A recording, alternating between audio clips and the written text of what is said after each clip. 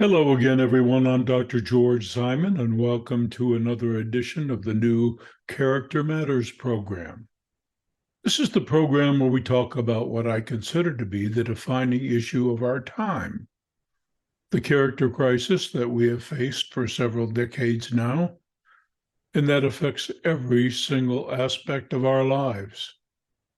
The program is entitled Character Matters because time and experience has proven without a shadow of a doubt that character, what we make of ourselves, how we shape up as personalities, what principles guide us, what moral foundation we have, how constructively we engage with others, matters. Character matters more than anything else. But there are so many impediments to developing solid character, especially in current times, given the culture, the dominant culture of the times. For several decades now, we've been in a period of unprecedented narcissism. And so, as a result, more and more folks have narcissistic traits, attitudes, behaviors as part of their makeup. There's a lot of information these days about narcissism. Some of it's valid, much of it is good, but there's a lot of misinformation out there too. One size does not fit all.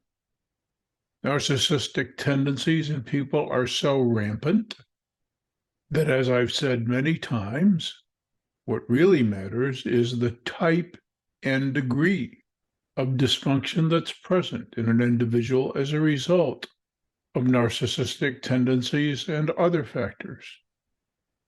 And besides which, just being able to correctly label all these things is not going to help us out of our current dilemma.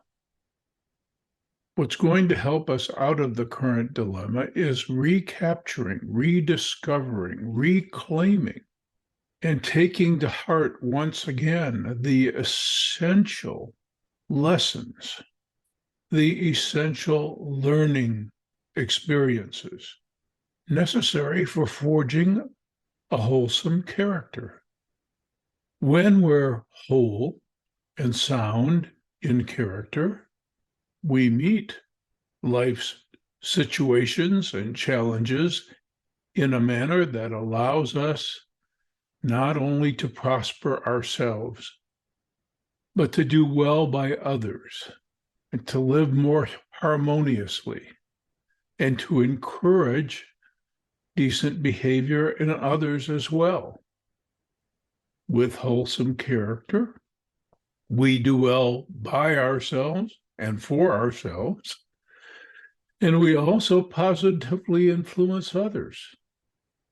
Nothing matters more than character, which is why I've spent my life, my professional life especially, writing and talking about it and training about it, and which is one of the main reasons why I was determined that in my most recent book, Essentials for the Journey, I would spell out exactly what it's going to take for us to exit this period that we've been in for some time, this culture of entitlement, relativism, permissiveness, narcissistic self-focus, and reclaim the timeless principles that can not only make of ourselves better people, but can bring greater harmony and general prosperity to our lives.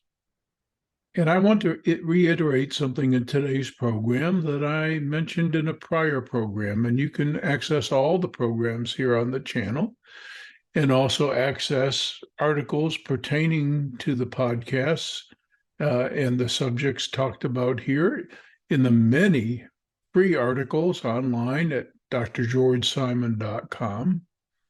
But I want to revisit the topic of human socialization, what it takes to be a decent human being, what it takes to develop the internal controls, the internal resources, the proper mindset or attitude, what it takes to approach life and our relationships in a manner that is potentially nothing but constructive, wholesome, healing, opens the door for genuine love.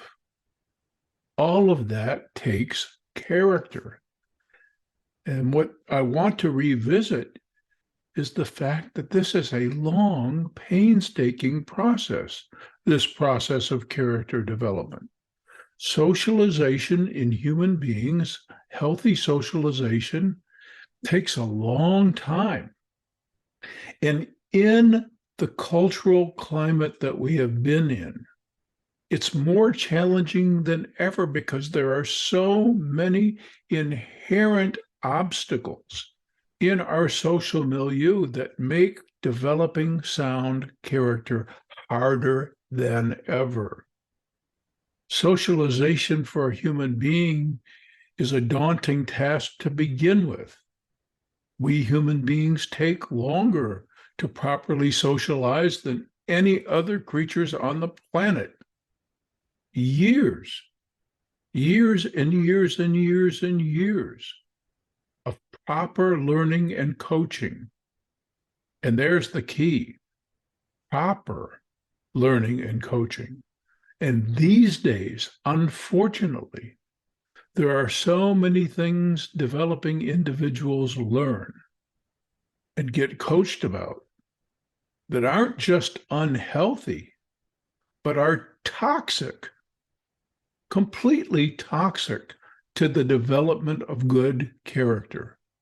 And yet we wonder why our relationships don't hold together, why people do the unthinkable time and time again, why it takes more to even outrage us.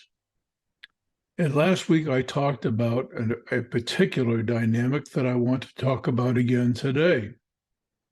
And that has to do with why and how we fight, because we human beings are predisposed to that.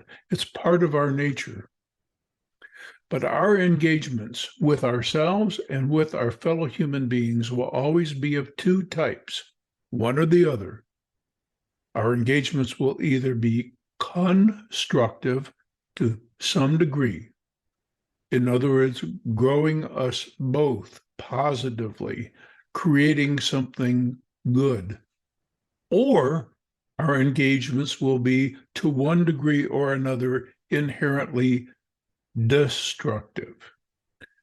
And sadly, because of the unscrupulous, underhanded, unrestrained, unmodulated ways that most of us fight these days for the things we think we need, or for the things that we want, or the things we feel inclined to do, because of the way we operate unscrupulously, without enough mindfulness to build as opposed to tear down, to construct as opposed to destroy. Because of that, so many lives are a shipwreck, so many relationships don't last, or are painful, or hurtful, or abusive. Worse, many folks, despite many attempts at a relationship, fail multiple times and for the same reasons, because they haven't made room in their heart for acknowledging the character defects that they possess, and they haven't yet cultivated the will to do the hard work that it takes, the extraordinarily hard work that it takes to do better. We are creatures of economy. We don't like to work at all, and we especially don't like to work without some sense of immediate reward. We are always asking ourselves, what's in it for us? And because we've been asking that question in the wrong ways and too often for so many years now, we're in the state that we're in. There doesn't seem to be any point to doing anything that just doesn't please us or gain us something. There's no higher operating principle in so many individuals' lives. The culture is so steeped in narcissism that if we don't see how it will profit ourselves or advance ourselves or titillate ourselves, we find little motivation to do it. And so, despite the fact that for many of us, our lives can get pretty full of temporary, even intense pleasures, so many of us, there's an inner emptiness, a yearning for something much deeper, especially within our relationships. We are wired for love, but discerning exactly what that is, because it's a behavior, not a feeling or a sentiment. Discerning exactly what that is and having the internal resources and motivation to do it is more challenging than ever in a rampantly character impaired world. But the principles remain, the timeless principles that help us forge good character remain. They've been with us since the dawn of human existence. Wise teachers throughout many generations, in many different ways, have sought to promote the lessons. I did my best to capture them and explore them in Essentials for the Journey. But we're at the threshold. We're at a tipping point. We're facing a proverbial cliff of sorts. Within our political circles, within our community affairs, on our streets, within our relationships, we've been so largely at one another's throats for so long, fighting for what we think we need, and often in unscrupulous and underhanded ways, that we've lost our way. That the nature of genuine love is more difficult to discern now than it's ever been, because so few of us witness it, experience it, and what's worse, so few of us value it, settling instead for what pleases us momentarily, but leaves us chronically empty. And that's really what this work of mine is all about. We're really meant to live. But to really live, as I point out in Essentials for the Journey, we have to see the bigger picture first. We have to come to a new level of awareness. That's our great human capacity, is different levels of awareness. Some of us are naturally impaired in that ability. And then sadly, our culture impairs us too.